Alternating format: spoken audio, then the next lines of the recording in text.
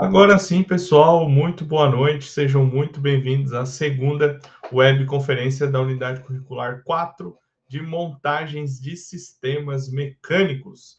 Então, boa noite a todo mundo que está aí, o André, a Emily, o Felipe, o Maurício e o Micael. Então, nós vamos dar uma continuidade, né, ao que a gente estava vendo da semana passada, tá? E para a gente iniciar aí com uma pequena introdução, a gente vai ver o nosso plano de estudos para sabermos aonde, em que momento nós estamos aqui, tá? Deixa eu ajustar ele aqui um instantinho. Então, pessoal, semana passada, né, a gente começou a falar sobre tecnologia de processos. Então, eu falei, né, sobre alguns processos para vocês e eu avisei, né, que nós íamos falar da parte de soldagem esta semana, tá? Então, essa semana nós vamos falar de toda a parte de soldagem. Nós vamos ver 3 tipos de soldagem. Eu separei uns vídeos para ir comentando os vídeos com vocês, né? De como fazer a solda desses 3 tipos de soldagem. E nós também vamos ver a parte de gestão de processos, tá bem? Antes de a gente começar, alguém tem alguma dúvida? Quer fazer alguma pergunta?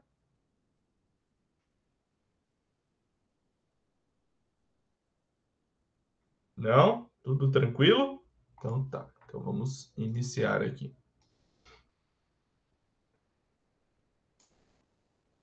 Espera aí que eu apertei errado aqui. Então, pessoal, hoje nós vamos dar continuidade, né, finalizar, na verdade, o assunto de tecnologia de processos que a gente vinha vendo semana passada, falando sobre soldagem. Alguém daqui já teve contato com soldagem? Já soldou, já trabalhou com solda? Conhece alguém que trabalha com solda? Conhece os tipos de solda, alguma coisa? Ou não? Ou ninguém, ou vocês nunca tiveram contato?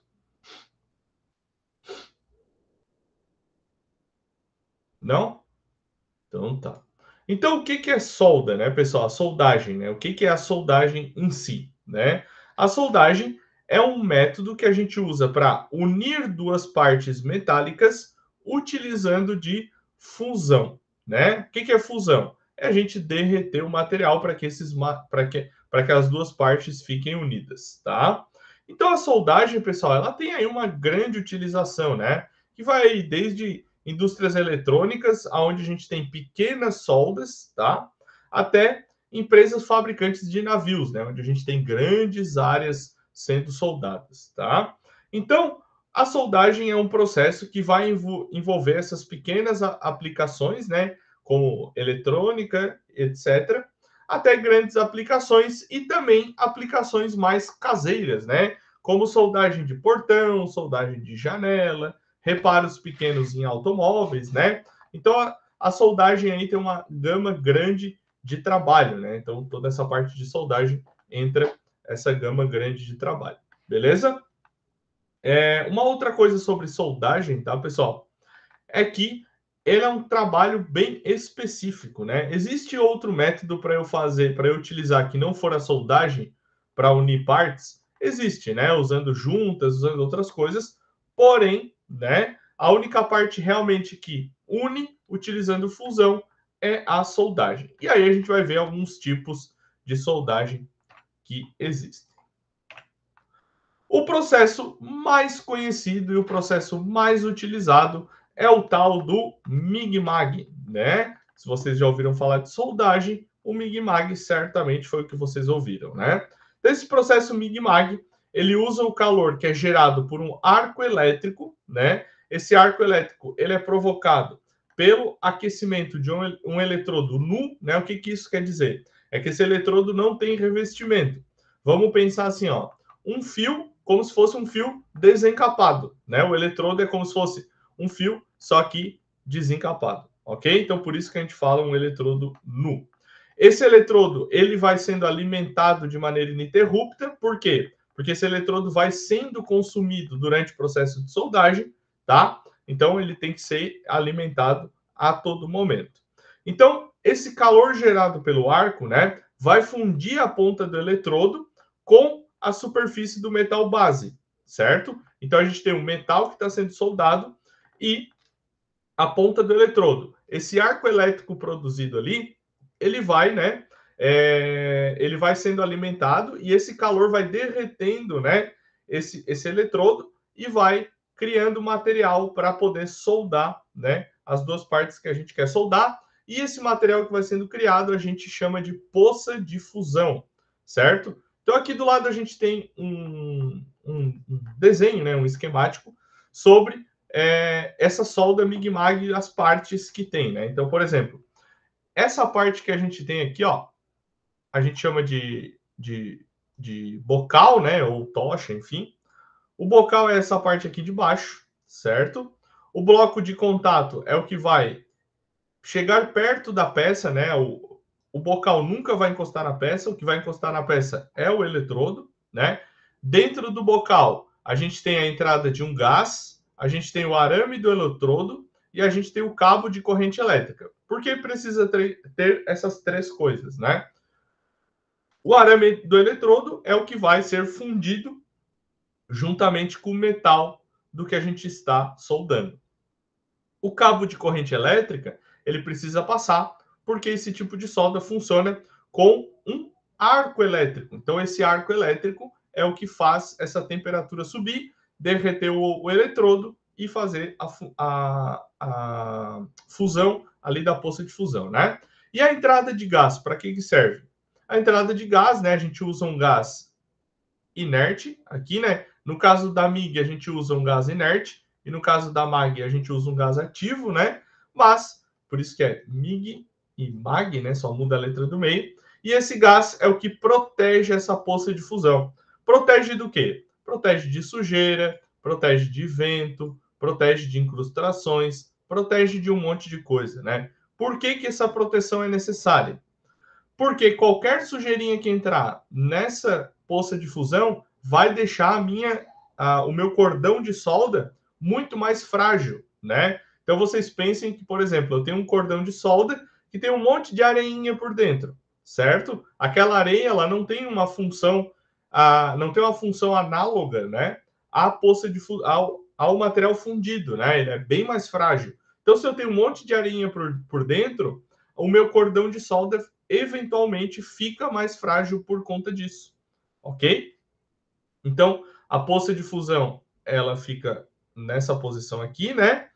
O metal solidificado aqui e o arco elétrico é o que vem derretendo, né, o eletrodo e formando a poça de fusão, criando esse metal solidificado que a gente chama de cordão de solda, tá bem?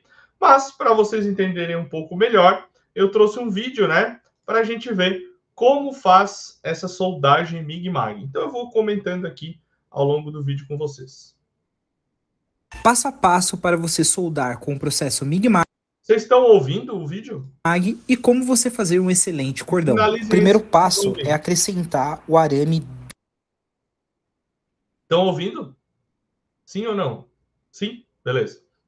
Dentro do equipamento de soldagem. E ao abrir o equipamento, você vai perceber que existe um guia que faz o direcionamento do arame. Bom, pessoal, então aqui, ó, essa é a máquina de soldagem, tá? É ela que faz o arco, envia a corrente elétrica para fazer o arco elétrico. Essa bobina, né, é onde vai o nosso arame, né, o nosso eletrodo. Por isso que a alimentação dele é contínua, porque se a gente vai derretendo ele e utilizando na poça de soldagem, eu tenho que ir colocando mais e colocando mais, então isso é automático, né? Então esse eletrodo ele não para de sair nunca daqui de dentro, mediante, né, ao uso da soldagem. Logo em seguida, utilize a trava para travar o arame. O segundo passo agora é verificar se os diâmetros das roldanas estão de acordo com o diâmetro do arame. O diâmetro da roldana é importante de acordo com o arame, porque a roldana é o que vai acabar puxando o arame para ir lá para o nosso bocal de soldagem, tá? O arame que iremos trabalhar é de 1 milímetro, mas você também consegue utilizar a mesma roldana com 0,8. Além disso, você tem uma outra roldana para caso você precise trabalhar com arame tubular.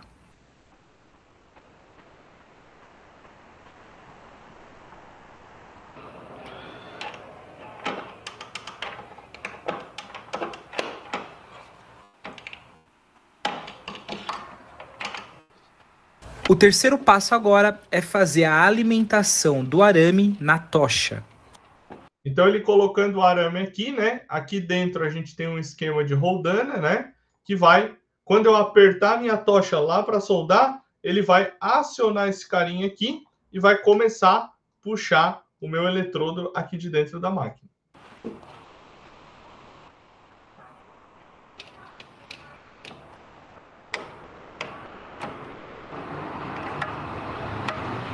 No conector Euro, você vai ter 4 entradas. A primeira entrada é a passagem de arame, a segunda a passagem de gás e a terceira e a quarta são entradas e saídas de corrente.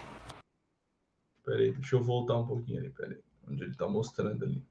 Ó, então, passagem de arame, passagem de gás e a corrente. Ah, por que que tem 2? Porque para criar um arco elétrico, eu preciso de um positivo e de um negativo, senão eu não crio um arco, né?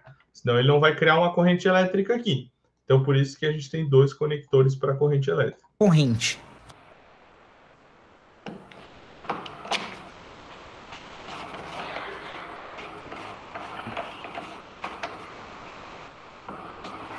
Como iremos trabalhar com o processo de soldagem MIG-MAG, o equipamento de soldagem vai ser ligado no polo positivo e o grampo de retorno vai ser ligado no polo negativo. Por que que precisa ter um polo negativo e um polo positivo? Para poder criar esse arco, né?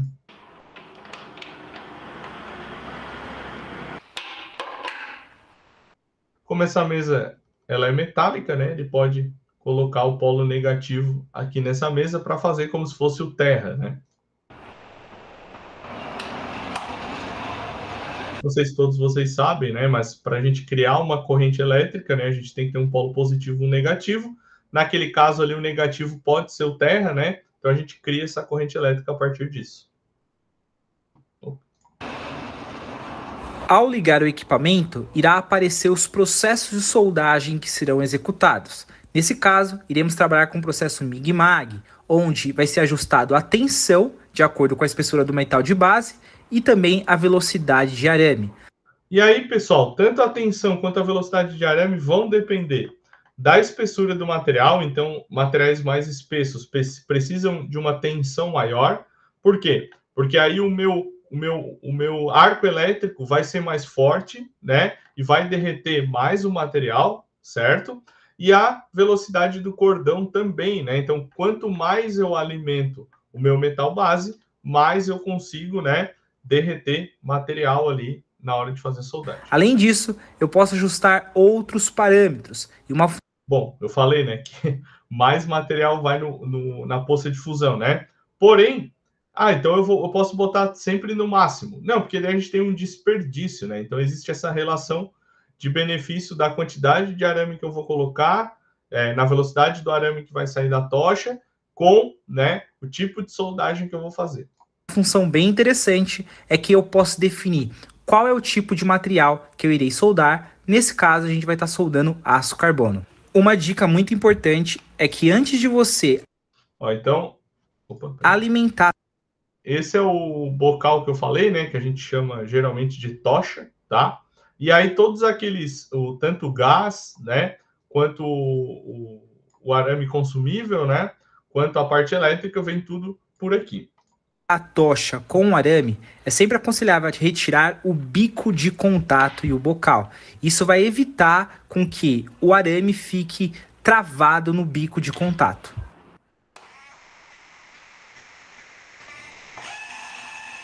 Então, ó, quando ele aperta a pistolinha, lá dentro, ó, quando ele aperta a tocha aqui, lá dentro começa a girar, né, a bobina do nosso arame consumível, e aí, por onde é que sai? Sai ali por baixo, onde ele encaixou, vem pelo cabo e vai sair nessa ponta aqui.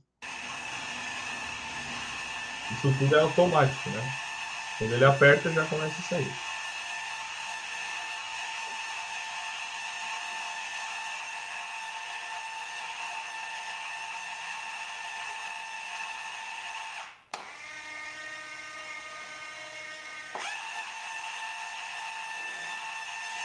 Ó.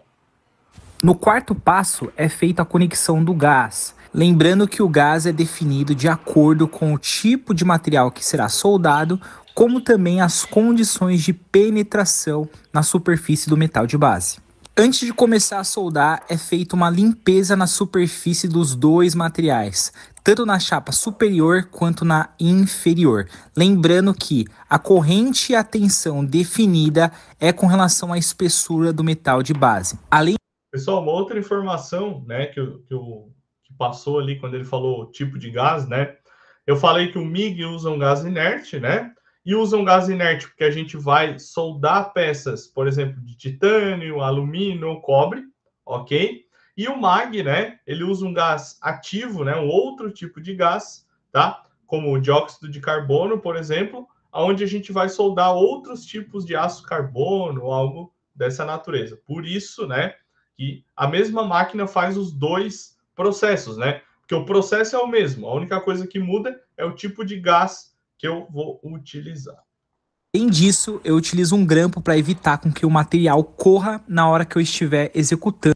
Importante também, por que ele limpa a peça antes de soldar? Para que a gente não tenha nenhuma sujeira, para que a gente não tenha nenhuma imperfeição, para que a peça fique o mais lisa possível, para aonde o cordão de solda pegar, ele ficar perfeito no lugar onde a gente queira fazer. O cordão de solda. O movimento que será utilizado vai ser um movimento. Então agora vocês vão perceber que ele vai apertar e aí vai abrir um arco aqui, é uma luz bem forte, né? E aí esse eletrodo começa a sair e derreter. Enquanto ele estiver apertando, esse eletrodo vai saindo lá conforme a velocidade que ele colocou na máquina. Para trás e para frente. Lembrando que você vai ter que saber controlar na hora da execução do cordão de solda. É claro que existem outros movimentos que você pode utilizar, como também puxar direto o cordão sem fazer nenhum tipo de movimentação. Isso vai depender de quem está soldando, tá, pessoal? Tem pessoas que preferem fazer essa puxada direta, né? E tem gente que prefere fazer esse movimento de ir de volta, que geralmente a gente faz com a mão assim, né? Para lá e para cá. Antes de começar a soldar, a gente vai utilizar aqui um anti-respingo da ESAB para evitar que os respingos grudem tanto no bocal como também na superfície do metal de base. Bora começar a soldar. A primeira coisa que você tem que se preocupar é com relação à movimentação constante. Não vai dar para a gente ver, né? Porque faz mal para os olhos, né? Então, por isso que ele está com a máscara, né? Então, essa parte de segurança também, soldagem é muito importante. Utilização das máscaras, né? Que elas escurecem automaticamente, né? Então, quando a luz começa, ela escurece bem e aí a pessoa pode soldar ali tranquilamente, sem sofrer nenhum dano. Do começo ao fim. E sempre se preocupem em utilizar os EPIs. Por dentro da máscara ou por dentro de um filtro ou algo assim. Então, a pessoa que está soldando, o que ela está enxergando, né? Ela está enxergando o arco aqui, né? A tocha acesa, né? O calor. E está enxergando essa pontinha aqui, ó. Essa pontinha, que é o arame, né, que está sendo alimentado, né? Então ele vai ali em linha reta. Principalmente um gorro para evitar com que os respingos sejam direcionados até a sua cabeça e acabe machucando você ali na hora da execução do cordão de solda. E é desse jeito que fica o nosso primeiro cordão, mas o cordão dele tá show de bola. Não acabou ainda não. Agora a gente vai se preocupar com relação à limpeza do cordão que foi executado. Então aqui eu estou utilizando uma escova rotativa para limpar ali toda a sujeira ou respingo que ficou na superfície do metal de base.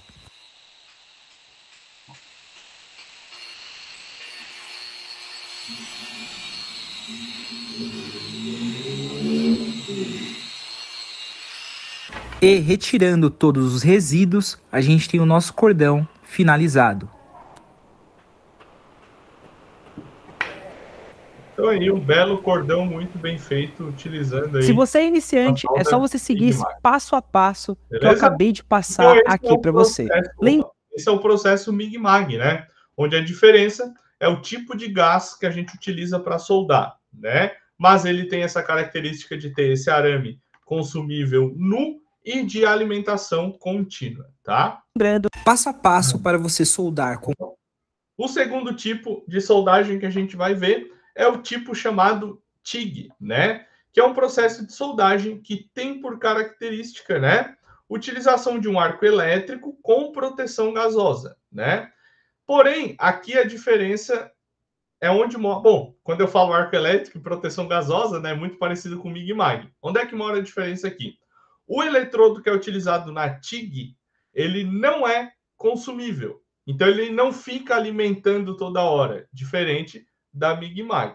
Então, a proteção da solda durante o processo de TIG, né, ela é obtida, né, através desse gás inerte, o TIG, né, aqui no meio, inert gas, né, então, ó, tungstênio, inerte gás, né? Tungstênio porque o eletrodo utilizado é de tungstênio, né? Então ele não é consumível, né? Então ele fica ali à ponta e ele vai soldando sem precisar consumir esse eletrodo, tá?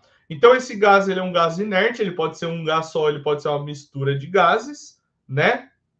E o gás, além de fazer essa proteção, ele transmite essa corrente elétrica, né? Para que a gente consiga fazer a poça de fusão ali. Então, a soldagem pode ser executada na TIG, adicionando material ou não adicionando material. No caso do MIG-MAG, o próprio eletrodo já ia fundindo junto com a peça que eu quero soldar. No caso da TIG, eu posso soldar. Eu posso criar um grande calor aqui na tocha, né? E isso vai fazer com que a peça derreta e eu consiga soldar. Ou eu posso criar esse calor aqui, vir com uma varetinha de material e derretendo, né? Separado na outra mão, né? E derretendo ali onde eu quero que seja feita a soldagem. Beleza? Então a gente vai ver também um processinho aí de TIG, como é que funciona. Ó, vocês podem ver que já é bem diferente também, ó. Já na capa do vídeo. Ó, beleza? Nesse vídeo de hoje eu quero ensinar vocês de uma forma bem rápida, prática e didática de como utilizar o processo de soldagem TIG. Certamente você trabalha com eletrodo ou com a MIG e é doido para conhecer, para saber mais a respeito desse processo de soldagem TIG, tá? Vai ser um vídeo bem rápido, nós não vamos aprofundar em conteúdo muito técnico para o vídeo não ficar longo. O intuito aqui é que você, nesse vídeo aqui, já consiga montar aí a sua máquina e conseguir soldar e fazer os seus primeiros cordões. Então, por isso, aproveita a oportunidade, clica no inscrever, ativa também o sininho da notificação quando a gente postar novos vídeos, para você receber a notificação aí no seu celular. Então, vamos lá. Para que você consiga soldar no processo de soldagem TIG, você vai precisar, claro, de uma tocha TIG, que é essa que eu estou mostrando aqui para vocês. Como vocês estão vendo, ela tem um bocal de cerâmica. Então ela já é bem diferente, né, pessoal? Ela não tem aquela parte que a gente aperta, o eletrodo vai sendo consumido, e o bocal, ao invés de ser metálico, como era do MIG-MAG, agora ele é cerâmico, por causa da temperatura que aquele ponto vai atingir, né? Se ele fosse metálico, ele ia derreter junto com a solda, né? Então ele precisa ser cerâmico para aguentar altas temperaturas. E também você, quando desmonta, você consegue ver o difusor. Tem por dentro também uma pinça, aonde que essa pinça ela prende o eletrodo de tungstênio. O eletrodo de tungstênio nada mais é do que uma varetinha deste material. Ó, então essa vareta, né? Peraí, tô na tela errada. Essa vareta é o eletrodo de tungstênio, né? Então esse eletrodo ele não acaba, lógico, a gente vai cortando ele porque ele vai ficando velho, né? Mas ele teoricamente ele não termina, né? Porque ele não é consumível no processo de não é consumido, né, no processo de soldagem. Material aqui de tungstênio, claro, com algumas composições. Nesse nosso caso, ele é da ponta vermelha. Existem várias pontas ali que você consegue soldar diferentes ligas de materiais. Não é o caso da gente falar aqui. Nós vamos soldar o aço carbono, então para isso a gente vai utilizar a ponta vermelha. E esse eletrodo de tungstênio é de 1,8 milímetros. Para isso, consequentemente, temos que utilizar a pinça de 1,8 também. Esta ponta de trás aqui é uma capa longa, também você pode.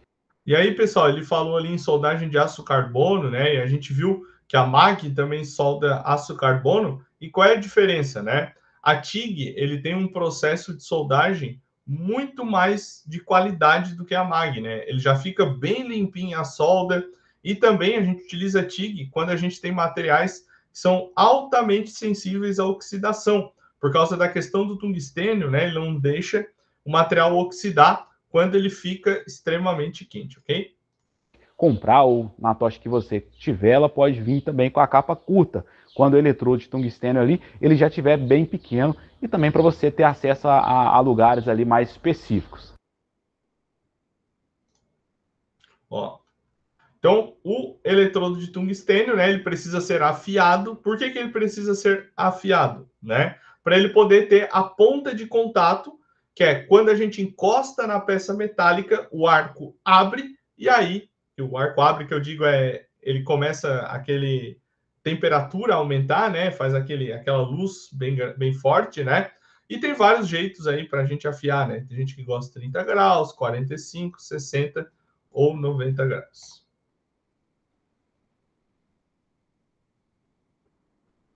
Agora tá, mas qual máquina que eu vou utilizar para soldar o processo de soldagem TIG? Você vai utilizar todos os tipos de máquinas de solda que são inversoras, que soldem o processo de eletrodo, ou até uma MIG, você vai conseguir. A única coisa que é preciso é que ela seja uma inversora, que ela receba a corrente alternada da rede elétrica e transforme na saída dos bornes em corrente contínua. AC é uma coisa, DC é outra, então a máquina precisa sair com a corrente contínua ali, ou seja, polarizada, sendo que um terminal vai ser o positivo e o outro negativo. Então quer dizer que eu vou conseguir soldar com uma inversora? Sim. Se você tiver uma inversora de solda que seja uma inversora eletrônica, sim, você vai conseguir, que é o caso dessa que eu estou mostrando aqui para vocês. Essa é a máquina que eu utilizo no meu dia a dia, ela anda no carro para fazer serviços externos. Como ela não precisa ter aquela necessidade da bobina, né, que fica alimentando, ela é uma máquina bem menor do que a MIG-MAG, né? Então, esta é a Touch 150BV da Boxer Solder. Você vai conseguir soldar tranquilamente se você tiver essa, se tiver uma mais potente, menos potente, você vai conseguir soldar. Aí vocês me perguntam, por que não soldamos tudo com TIG e ainda usamos MIG-MAG? Por causa do preço, tá, pessoal? A soldagem em TIG ela é bem mais cara e ela é bem mais complicada de se fazer, tá? Para quem solda, o MIG-MAG é muito mais simples, tanto de controlar a tocha, tanto de controlar a qualidade do cordão, do que a TIG. A TIG é um pouquinho mais complexa, tá? Porque como a temperatura é muito alta, né? Se você pega uma peça muito fina, ela pode furar a peça ao invés de soldar, né? Porque a temperatura ali na ponta da TIG ela é muito alta. Então nós temos aqui na máquina o borne positivo e o negativo. O negativo, ele vai sempre na tocha, tá? Então você vai conectar a sua tocha no polo negativo. Agora, o polo positivo você vai polarizar, já que a polaridade é invertida, você vai polarizar a peça a ser soldada. Então, Viram que aqui é o contrário? Lá na MIG-MAG, ela usa o processo normal, né? Então, corrente alternada. Então, ele ligou a tocha no positivo e a mesa no negativo. Aqui é ao contrário, porque ele pega a corrente alternada e transforma em corrente contínua. Então, ele tem que ligar ao contrário, senão a gente não tem essa inversão de polaridade, né? Então, ele liga, né, o pegador, o que vai na mesa ou na peça, né, no positivo e a tocha no negativo. Polo positivo na peça, o polo negativo na sua tocha. Vale lembrar que para esse processo de soldagem, como eu disse, é um processo de soldagem TIG, tungstênio, inerte gás. Então é preciso que para que você consiga soldar, você precisa incluir um gás que seja inerte, que é o nosso caso que nós vamos utilizar aqui o gás argônio, que o argônio é o gás que é apropriado aí para você. O argônio provavelmente é o mais utilizado, tá, pessoal? Mas a gente pode usar também, existem hoje mistura de gases inertes e tal, mas o argônio é um dos mais utilizados. Efetuar esta soldagem TIG, tá? Esse é o argônio puro, conforme vocês estão vendo, é um cilindro de 10 metros que eu utilizo na minha oficina, mas tem balas de outros tamanhos aí para você trabalhar. Sobre a vazão do gás durante o processo de soldagem, isso é um pouco relativo, vai depender muito do local onde você esteja soldando, mas uma quantidade média de litros por minuto que você vai utilizar aí para efetuar as suas soldas na maioria das situações, vai ser 8 litros por minuto, tá? Se você tiver um lugar que esteja ventando muito, é importante que você aumente um pouquinho para 10, para que compense. E por quê? Porque o gás protege a poça de solda, né? E essa proteção também vale para o calor que está ali. Porque se não tiver calor o suficiente, a gente não consegue fazer uma soldagem. Então, esse gás que está ali vai proteger que o vento não entre e não diminua a temperatura da minha poça de soldagem. Esse aí, o ar, né, o oxigênio que passa ali e acaba dissipando o argônio que está sendo injetado na poça de fusão. Outro detalhe muito importante é que toda peça que você for soldar no processo de soldagem TIG, ela precisa estar 100% limpa, tá? De preferência, pegue um disco de desbaste ou até um flap e faça ali toda a remoção da sujeira, graxa, óleo, o que for, tá? É imprescindível que o local onde for soldado, ele precisa estar 100% limpo. Sobre a questão da corrente que você vai utilizar no equipamento, também é um pouco relativo, depende muito da espessura do material que você for soldar e também do eletrodo. Mesmo esquema do Ming Mag, né? Vai depender da espessura do material. Geralmente, peças muito finas a gente não usa TIG, tá? Justamente pelo fato de TIG gerar um calor muito alto, mesmo em baixas tensões, né? Então, para evitar de furar a peça, né? Peças mais finas, geralmente a gente traz mais para o Ming Mag, e aí as outras a gente pode levar para o TIG. Eletrodo de tungstênio que está ali dentro, tá? Então a gente vai utilizar aqui, a gente vai começar em média 20 amperes, porque o metalon que a gente vai soldar, que é esse que eu estou mostrando aqui para vocês, é um metalon 5030 chapa 20, algo muito fino, que necessita ali um controle de temperatura. Então é importante que... Então como ele falou, é um metalon fino, então ele precisa desse controle de temperatura para não furar o metalon, né? Porque esse controle na TIG é muito fino, né? É um ajuste bem fino. Que a corrente, né, do seu equipamento esteja mais baixa para que não venha furar.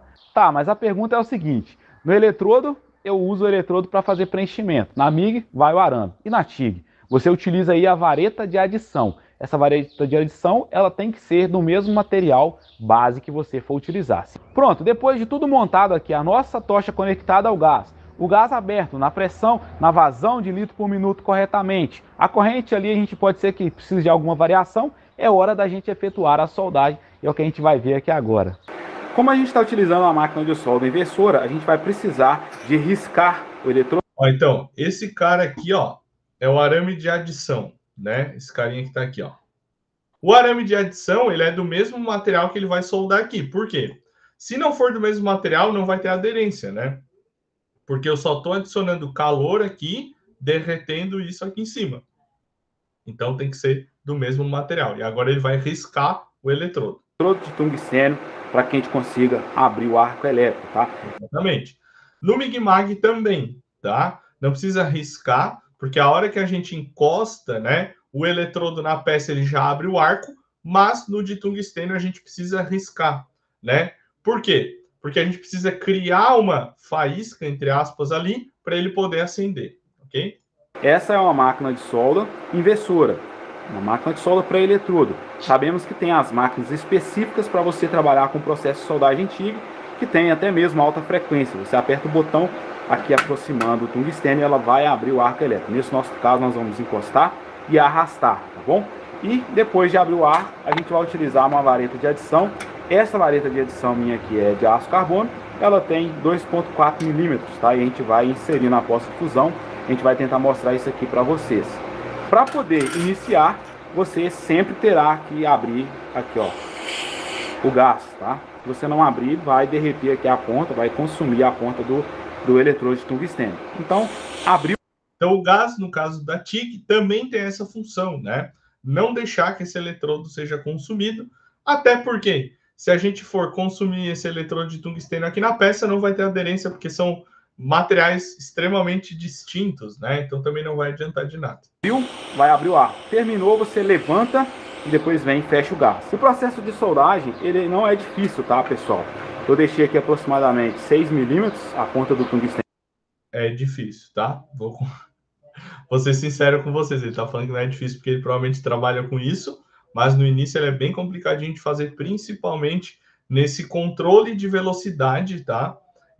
Do cordão de solda, porque se a gente faz muito rápido, né, a solda não penetra o suficiente, se a gente faz muito devagar, pode furar a peça, então tem todo um controle que tem que ser feito ali manualmente, né? Aí vai da habilidade da mão de quem tá soldando. Sendo para fora do bocal cerâmico, e a gente vai encostar e na hora, a gente vai triscar, né? Na hora que abrir, a gente vai aproximar e vai deixar a ponta do eletrodo de tungstênio o tempo todo durante a soldagem, aproximadamente de 1 a 2 milímetros ali, tá? Você pode trabalhar com o bocal colado, vai dançando o bocal e vai andando, ou para você que ainda não... Outra vantagem em relação ao Ming Mag, né? Esse apoio do bocal, como ela é de cerâmica, não tem perigo o calor ali, porque não vai derreter, né? Não vai derreter a cerâmica. Agora, se fosse de metálico, aí provavelmente ia derreter junto. Acostumado, você pode manter o canto do bocal aqui encostado e vem dando o andamento na soldagem, tá? O bocal colado é uma técnica que você precisa um pouquinho mais de habilidade. A inclinação do bocal, não adianta eu falar uma inclinação correta, que você não vai conseguir mantê-la. Mas em média de 30 a 45 graus aqui vai ser o suficiente, porque depende da posição também, tá? Não soldar com ele em pé, porque assim você vai esquentar muito o cordão, ele vai escurecer bastante. E também tem a probabilidade de você furar o material é maior. Vou utilizar a vareta de adição aqui.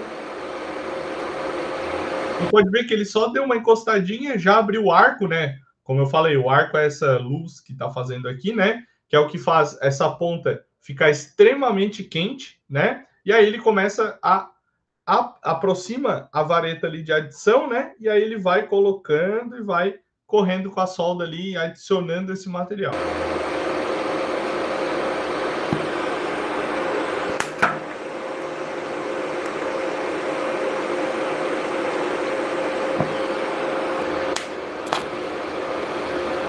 Abre e vem injetando.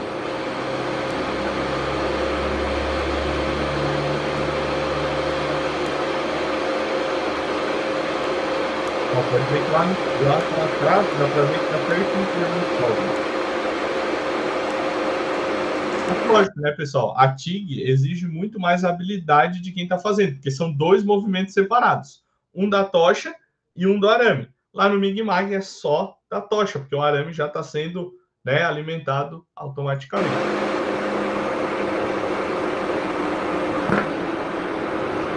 Então esse é o resultado, ó, do cordão de solda. Muito cuidado, não botem a mão depois de fazer a solda, tá? Porque já aconteceu comigo e é terrível a dor. Soldamos no processo de soldagem TIG com a vareta de adição. Esse é um... Deixa eu voltar um pouquinho. Então, pessoal, ó, ficou o cordão bem direitinho aqui, mas vocês podem ver, ó, a diferença, né? Lá daquela outra peça MIG-MAG para essa aqui em relação ao calor, né? Existe uma zona em volta, né, do cordão de solda, que é essa que está aqui, ó, que se chama ZAC, que é a zona afetada pelo calor, tá? Essa zona aqui. E por que isso afeta o material, certo? Toda vez que eu esquento o material nesse nível aqui, eu altero as propriedades morfológicas desse material. O que isso quer dizer, né? Palavra difícil. A morfologia do material é a forma como esse material é constituído, certo? E se eu esquento ele ou se eu esfrio, eu mudo, eu altero um pouco, né? Então, o problema da solda TIG também é esse. Eu crio uma zona afetada do calor muito grande, em comparação ao MIG-MAG, tá?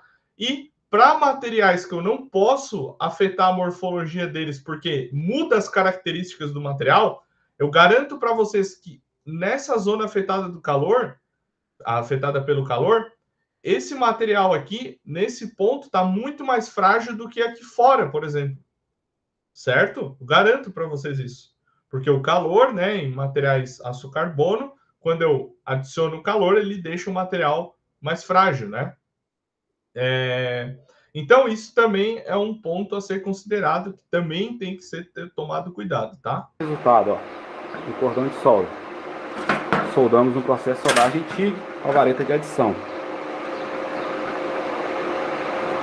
Esse é um processo de soldagem mais lento, tá? Porém, você consegue ter um acabamento, um resultado aí melhor do que o eletrodo revertido. Outra coisa, né? Para grandes estruturas, a gente nunca vai usar o TIG, porque vai ficar lá o cara 700 anos soldando e vai demorar muito para terminar. Então, também vai o MIG-MAG. Por isso que o MIG-MAG é mais utilizado, tá?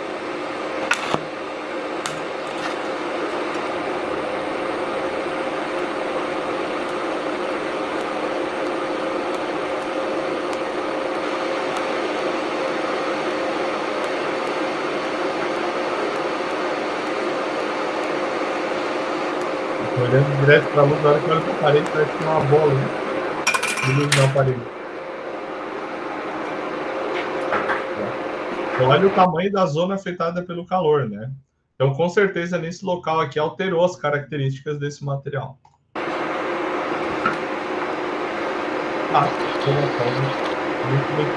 Olha só o resultado.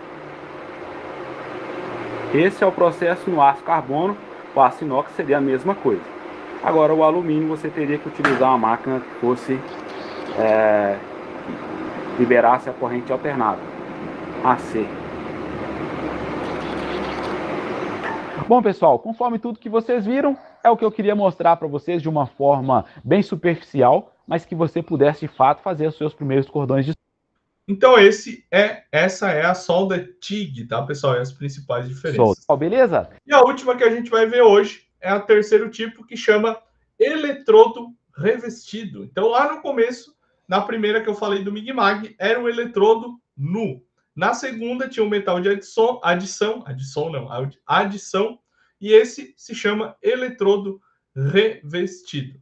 Então, esse é um processo que foi desenvolvido com o intuito de ter uma melhora nos processos da época, né? Esse é um processo muito antigo, que utilizava ali um revestimento do eletrodo de cal. Então, nesse processo de soldagem de eletrodo revestido, o eletrodo revestido é uma vareta, né? Onde no meio é uma vareta metálica, assim como o eletrodo do Mig-Mag, né? A mesma coisa, que a gente chama de alma, né?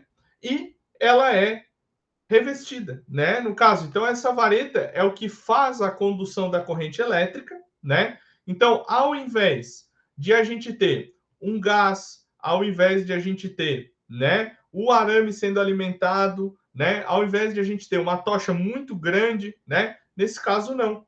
Nesse caso, a alma do eletrodo revestido, que é aquele metal do meio, é o que transmite esse calor, derrete o material, né?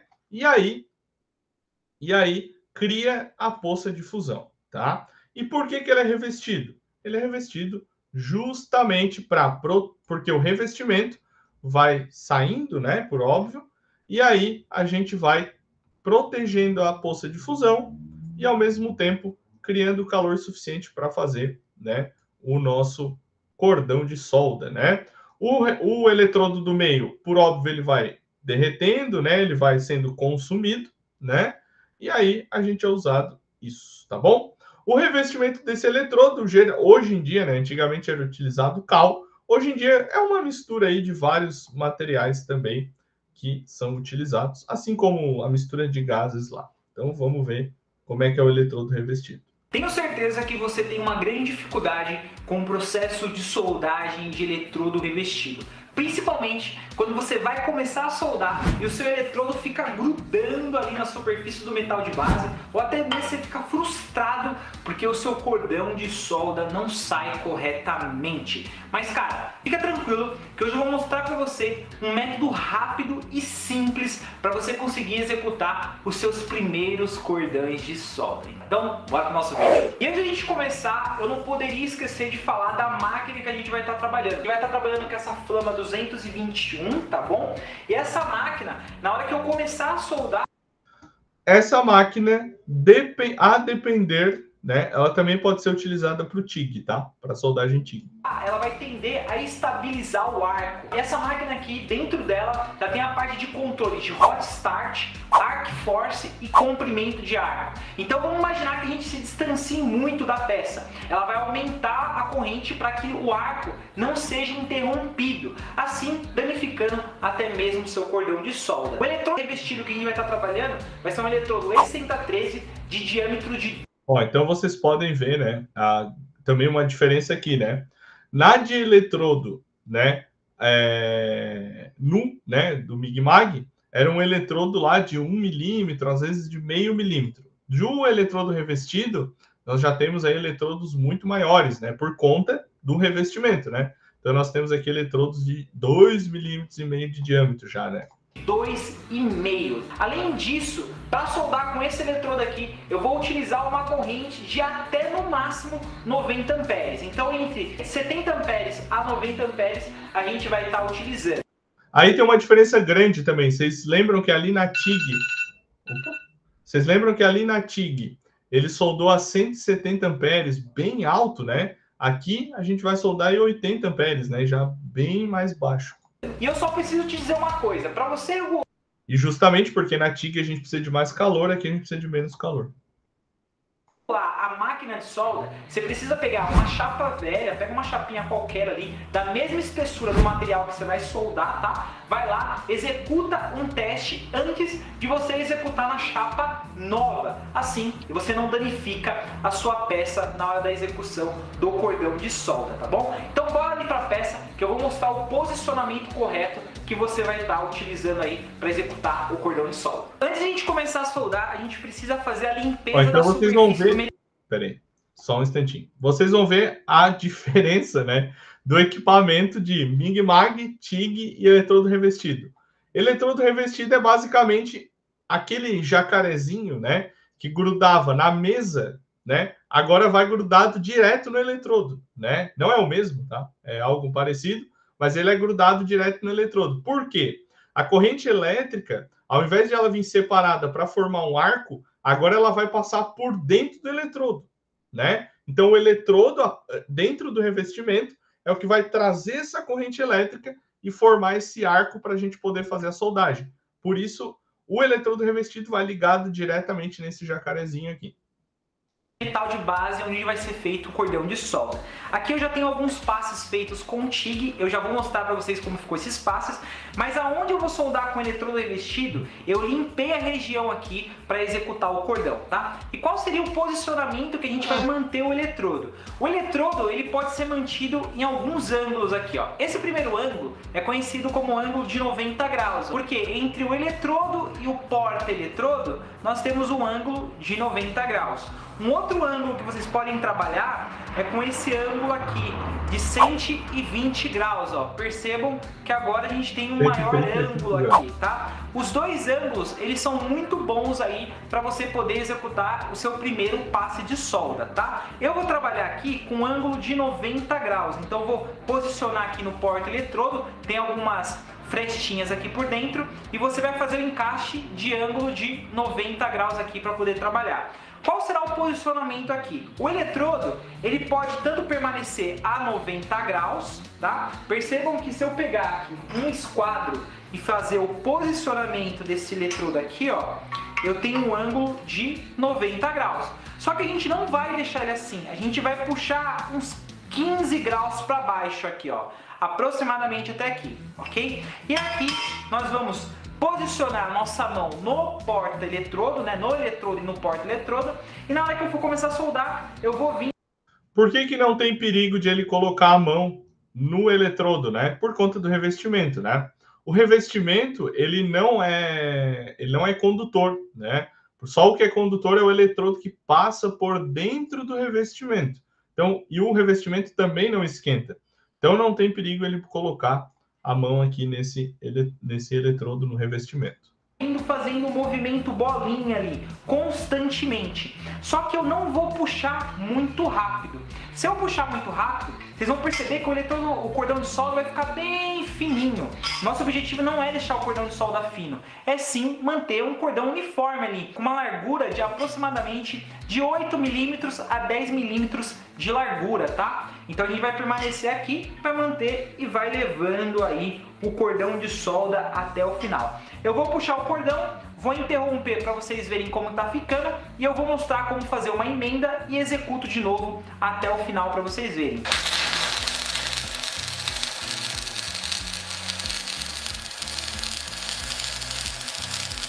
Então aqui, né, pessoal, esse é o processo de solda, né, de eletrodo revestido. Como eu expliquei, né, nesse caso a corrente ela passa direto por dentro do eletrodo, né?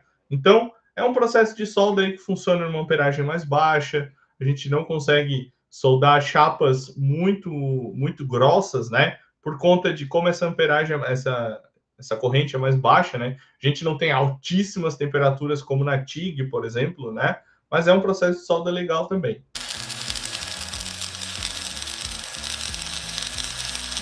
Vocês podem ver que ele faz bem mais faísca e mais fagulhas, né? Por conta do revestimento, né? Também. Então, essas fagulhas são bem mais presentes também no eletrodo revestido.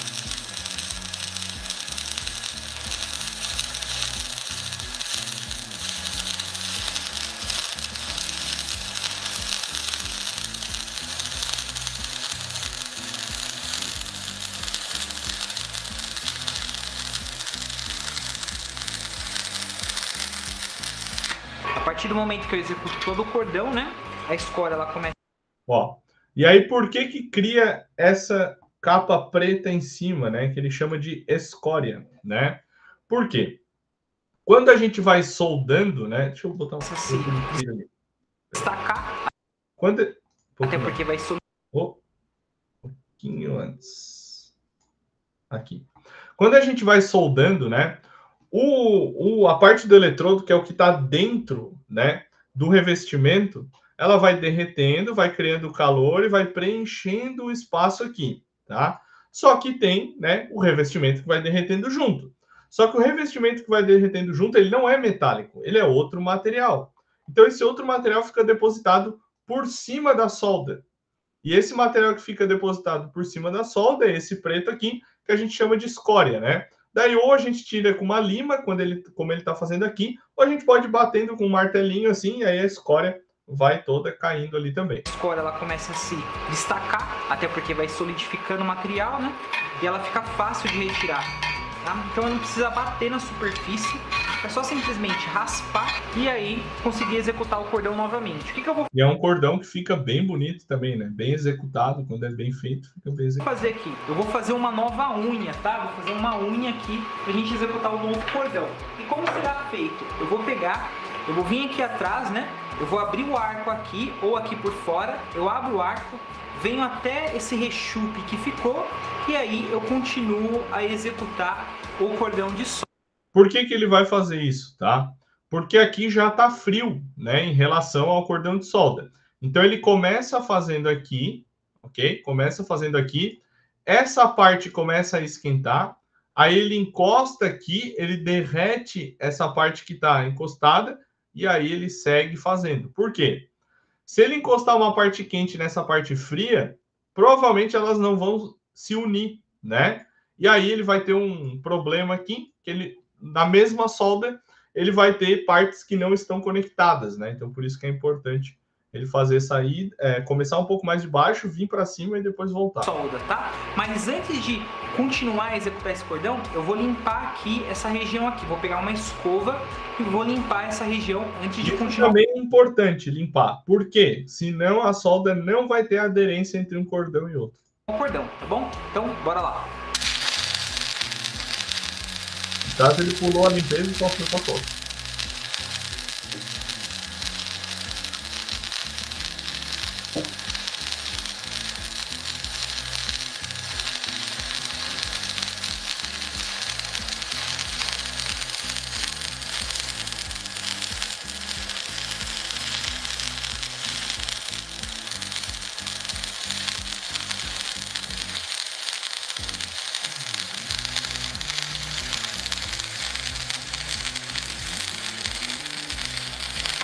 Mesma coisa a gente fez, né? Da mesma forma, né? Saiu a escória ali, ou o carepo, enfim. E aí ele vai bater ali para tirar. Esse cordão, a escória, por ela tá solidificando rápido, né? O cordão, a escória sai facilmente, né? Então, não precisei bater para remover. E a mesma coisa, ó, a emenda aqui ficou certinho. Eu vou fazer o seguinte, eu vou terminar esse cordão aqui e depois eu vou limpar tudo para vocês verem como ficou.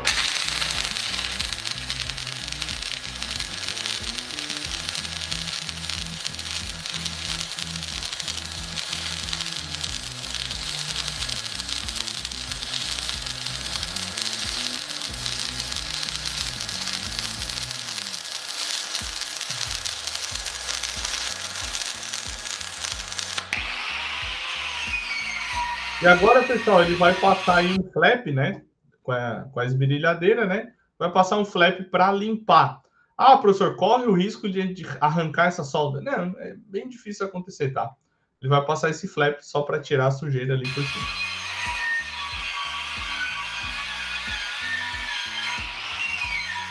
E aí ele vai ficar com uma aparência muito melhor, tá, pessoal?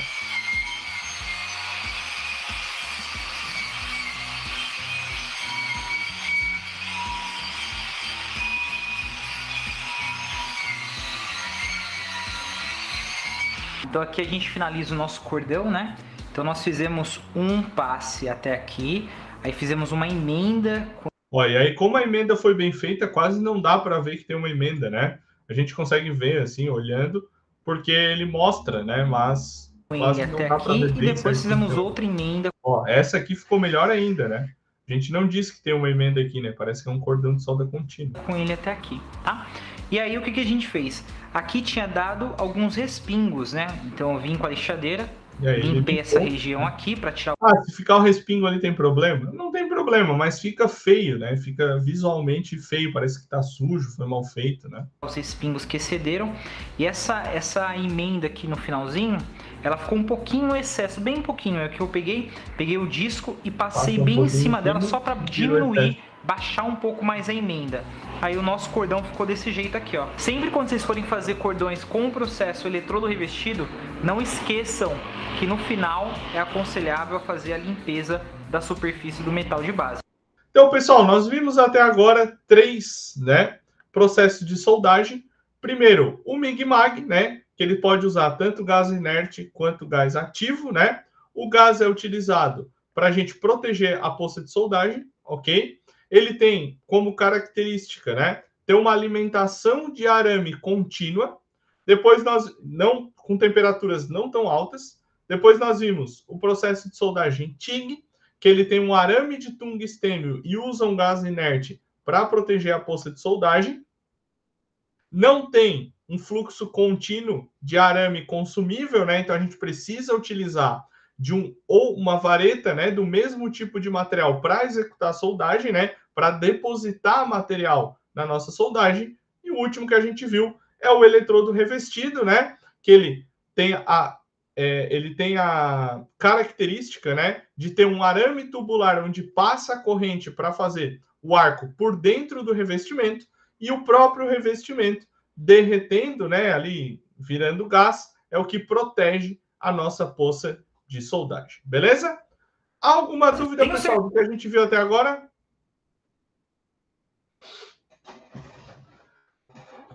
E aí, pessoal, quando a gente traz a soldagem pro desenho técnico, né, que a gente viu um pouco de desenho técnico semana passada, a gente tem alguns aspectos que a gente tem que levar em consideração. Porque, como eu já falei, o desenho é o que aproxima o desenhista, né, o projetista, de quem vai fazer lá a máquina, de quem vai produzir a peça, tá? E aí um desses aspectos são as simbologias de soldagem, tá? Então essas simbologias, elas servem para referenciar e orientar o processo de soldagem que deve ser feito naquela peça específica ou naquela montagem, tá bom? E aí, pessoal, num desenho técnico, a gente tem todas essas informações, ou boa parte delas, né? Então, a gente vai ter o símbolo de contorno, o ângulo do chanfro, o símbolo básico, né? Em qual lado que a seta, que vai ser soldada aquela peça, dimensão da solda, linha de referência, cauda, tudo isso faz parte do desenho técnico. Então, esses símbolos, pessoal, eles proporcionam aí uma melhor área de trabalho para o desenhista e mostram de uma maneira bem clara e bem objetiva todas as informações que são necessárias para executar aquele trabalho, tá? Aí a gente tem dos símbolos de soldagem os símbolos elementares e os símbolos suplementares, tá? Os símbolos elementares, eles são a respeito da junta, né, de soldagem. Então a peça tem que ser preparada para receber a solda e essa preparação é a realização dessa junta de soldagem, tá? E os símbolos suplementares vão indicar o processo de soldagem que vai ser utilizado, tá? Então, por exemplo, junta em V dupla, né? Quando eu faço um V em cima e um V embaixo. No desenho, como é que ele vai ficar? No desenho técnico, né? O símbolo desse jeito. Junta em meio V dupla. Então, por exemplo, né? Aqui eu tenho a junta aqui, um V para cá, um V para baixo, é junta em meio V dupla. O símbolo é esse. Junta em Y dupla, que é esse tipo de junta aqui. No desenho eu mostro dessa maneira assim, represento, né? Junta em meio Y dupla, que é essa junta aqui, eu represento desse jeito no meu desenho mecânico. E junta em U dupla, que é esse tipo de junta aqui, eu represento no meu desenho mecânico dessa maneira aqui. Os símbolos suplementares, eles vão nos dar informação sobre a forma da superfície exterior da solda. Se os elementares vão dar a informação dentro da solda, né, que são as juntas, as suplementares vão dar informação sobre a parte de fora da solda, né? Por isso que os suplementares complementam ou suplementam os elementares. Quando o acabamento da solda é irrelevante, esse tipo de elementos suplementar ele não aparece no desenho, mas eles existem, tá? Então, se eu quiser uma solda plana, eu vou botar esse símbolo aqui. Se eu quiser uma solda convexa, né? Então, em vez de ser para cima a solda ao contrário, eu vou colocar esse aqui. Se eu precisar de uma solda côncava, desse jeito. Se eu precisar de uma solda de bordos arredondados, eu vou botar essa. Se eu vou precisar um cobre junta permanente, né? Eu vou colocar esse. E um cobre junta removível, eu vou colocar esse. Beleza? Então, essa é a parte, né, parte de elementos, né, que vão no desenho técnico sobre soldagem. Beleza? Alguma dúvida, pessoal?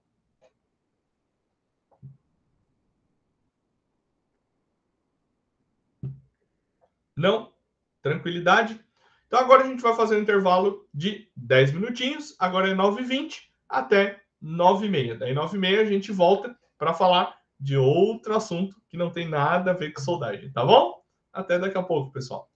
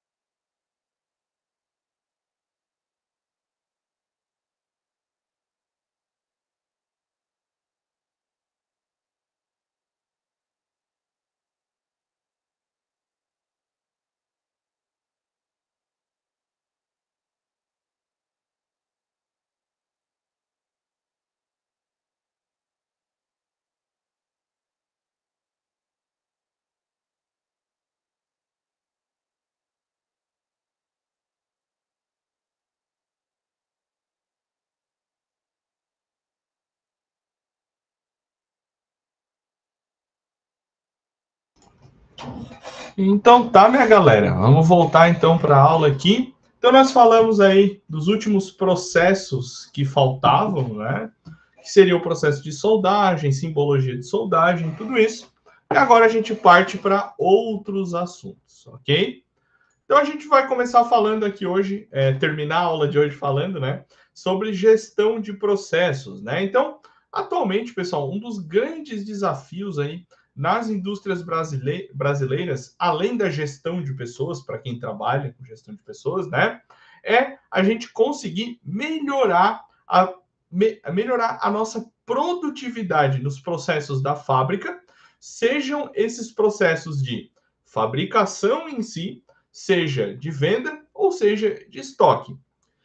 Essa melhora, mesmo que pequena, pode nos trazer uma melhor competitividade frente a outras empresas. E uma das melhores formas, né, de a gente melhorar esse resultado é quando a gente realiza uma gestão de processo produtivo, ok?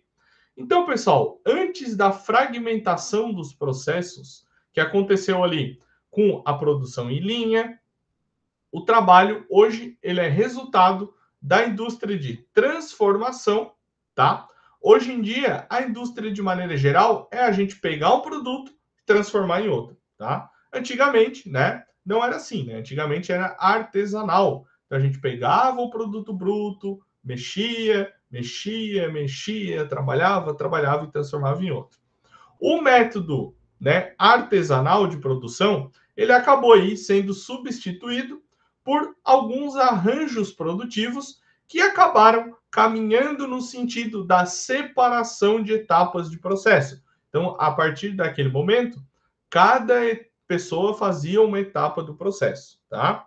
Isso acabou especializando a mão de obra e padronizou tanto os processos quanto os produtos para a gente conseguir atender várias demandas ou até demandas muito maiores ao mesmo tempo. Então, vocês imaginem que antigamente a gente pegava para fabricar 100 produtos, certo? Aí cada pessoa fabricava um produto desde o início até o final, um por um.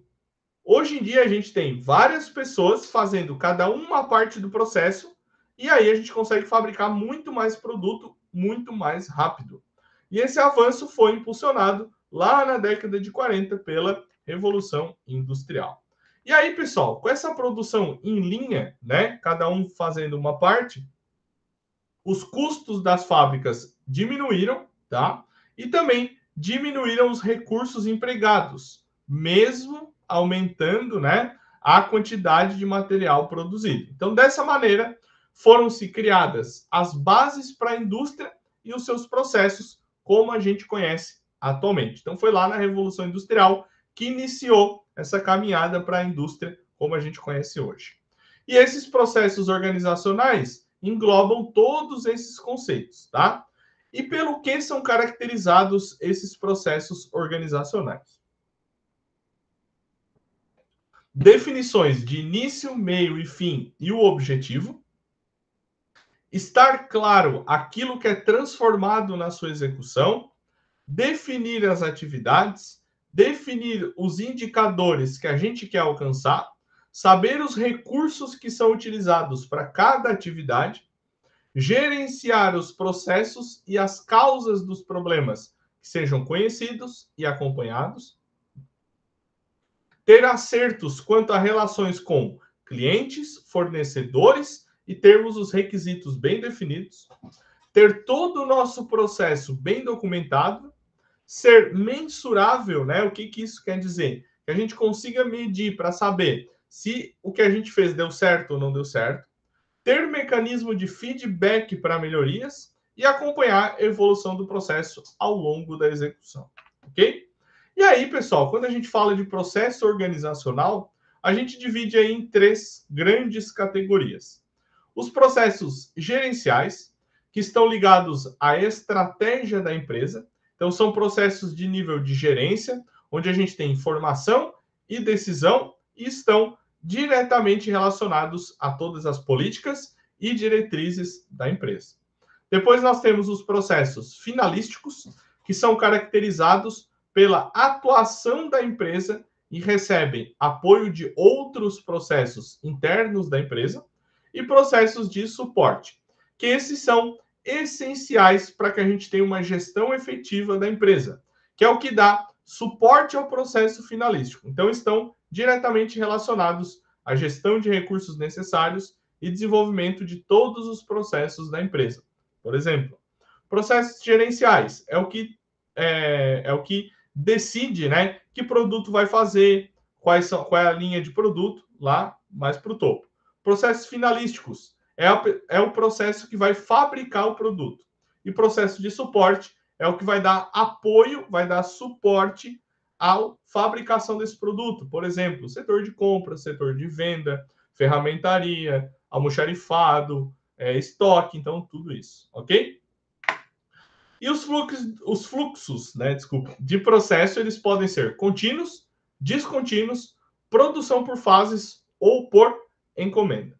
O tipo de produto fabricado na nossa empresa, ele está sempre relacionado com o fluxo de produção, né? E tem uma orientação e uma dimensão, ok? Aqui a gente trouxe um infográfico, né? Para os tipos, né, de processos de acordo com a característica do produto. Então, por exemplo, se a gente tem um custo de fabricação alto e a gente quer um de cada tipo, um produto de cada tipo, nós vamos fazer um projeto. Se nós temos pouco volume e pouca padronização, nós vamos fazer um job shop, ok? Se nós vamos ter produtos múltiplos, vários tipos de produto, nós vamos fazer os nossos produtos em lote, certo? Se nós temos produtos limitados em grandes volumes, aí nós vamos fazer uma linha de montagem. E se nós temos volumes grandes, com altas demandas, nós vamos trabalhar com produção contínua, ok? E aí eu vou falar um pouquinho de cada uma delas. A produção contínua, começando do final, ela é caracterizada por a gente ter uma produção em massa, onde a gente tem grandes volumes de produção e pouca variedade de produto, tá? Então, esse tipo de empresa tem um layout em sequência linear, onde os produtos são padronizados, as etapas de produção são balanceadas para que mesmo as atividades mais lentas não prejudiquem a velocidade do nosso processo, fazendo com que esse produto, desde a fase inicial até a fase final, tenha um curto tempo de produção, além de eliminar transporte e produto semi-acabado para a empresa. Vou dar um exemplo. Esse cara aqui, ó, copo Stanley, tá? Copo Stanley. Eles só fazem copo. Lógico, hoje eles fazem outros produtos, mas o produto principal deles é copo. Isso funciona tudo, né, num alto volume, porque eles vendem muito, produção em massa, porque eles produzem muito, e tudo tem uma sequência linear, certo? Então, é um exemplo aí de produção contínua, né? E aí, nesse tipo de processo, geralmente a gente tem alta automação, né? Com bastante máquina, bastante equipamento. Outro exemplo bastante famoso, né? É a indústria automobilística, né? Onde a gente tem, basicamente, um galpão em linha reta. O carro sai com o chassi aqui, vai para o próximo estágio, monta uma parte, vai para o próximo, monta uma parte, monta, e lá no final sai o carro semi-acabado, certo? Também é uma produção contínua.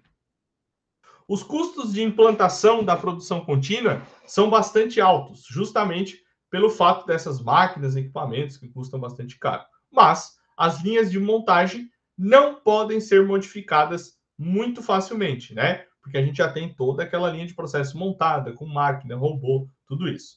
Então, o processo por fluxo contínuo ele é aplicado em indústria química, papel, celulose, petróleo, aço, automobilístico e vários exemplos que eu dei para vocês, tá? Então, aqui tem um exemplo de como é que funciona, mais ou menos, né? Entra aqui, sai aqui, a pessoa tira um produto, monta, bota de volta, o próximo monta, bota de volta, e assim por diante. Lá no final, o produto está pronto. Na produção descontinuada, a gente pode ter a empresa dividida por célula ou por sequenciamento de máquina. Então, esse tipo de produção a gente considera descontínua quando se trata de quantidades relativamente pequenas de vários produtos diferentes, tá? Então, a gente utiliza um layout na empresa universal. Então, a gente tem lá vários tornos, várias fresadoras, vários robôs. Então, a gente utiliza dessa maneira, tá? No processo de produção por fases, a matéria-prima, né, ela é sujeita a vários tipos de transformações ao longo da fábrica, né, até a empresa ter o seu produto acabado. Então, essa transformação passa por um processo de paragens, tá? Designado processo contínuo ou processo parado com designação como processo contínuo, descontínuo, desculpa. Nesse tipo de produção por fases, a gente tem dois sistemas de orientação, estoque e encomenda, ok?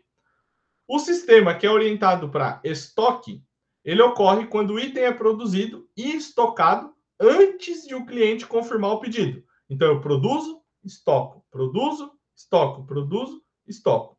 Então, ele tem um sistema de atendimento bem rápido do consumidor e em relação ao custo, é um custo baixo, porque o meu produto já está lá, eu vou pegar e entregar para o meu produto. Mas o cliente vai ter poucas escolhas, tá? Vou dar um exemplo, tá? Chinela havaiana, né? Então, teoricamente, o chinelo é sempre o mesmo, né? Então, ele produz, estoca, manda para a loja. Produz, estoca e manda para a loja, tá? Os sistemas orientados para encomenda ocorrem quando esses processos são relacionados a um cliente em particular e relacionados às condições daquele negócio, como prazo de entrega, preço, tudo isso deve ser discutido com o cliente. Nessa produção por encomenda, a gente realiza em lotes, né, em partes. E não existe um sequenciamento dos procedimentos. Eu posso estar fazendo uma atividade, um grupo está fazendo uma atividade do início, um grupo está fazendo outra atividade do final. Então, isso depois vai ser combinado, né, para juntar e formar o produto. Então, o arranjo físico, que normalmente é funcional, ele pode ser definido segundo o nosso processo de produção e ser disposto lá na fábrica, conforme o quê? As necessidades e as aptidões dos nossos funcionários, ou das nossas operações, ou dos nossos equipamentos. Tudo isso pode acabar variando. Então, o cliente que vai apresentar um projeto com especificações únicas e o processo é definido por encomenda e o valor também, geralmente é bem mais caro, tá? Então, o projeto é descrito como um produto único e obedece às necessidades dos nossos clientes, né? Então, por exemplo, o meu cliente precisa de um navio cargueiro de tamanho tal, ele vem com o projeto, a gente vê o projeto, faz o orçamento e produz o produto que ele precisa, tá? Então, pessoal, é assim que geralmente funcionam, né? Esse fluxo de processos, né? Então, a gente pode ter vários modos e isso tudo, por óbvio, né? Vai depender do tipo de produto que a gente fabrica, do modo como a gente trabalha com os nossos clientes, né? Tudo isso vai variar de acordo com a nossa empresa, beleza? Alguma dúvida, pessoal, da aula de hoje?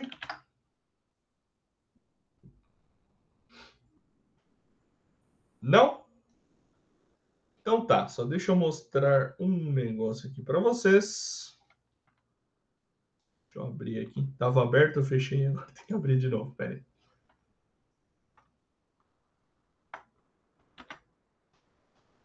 Deixa eu botar aqui para nós.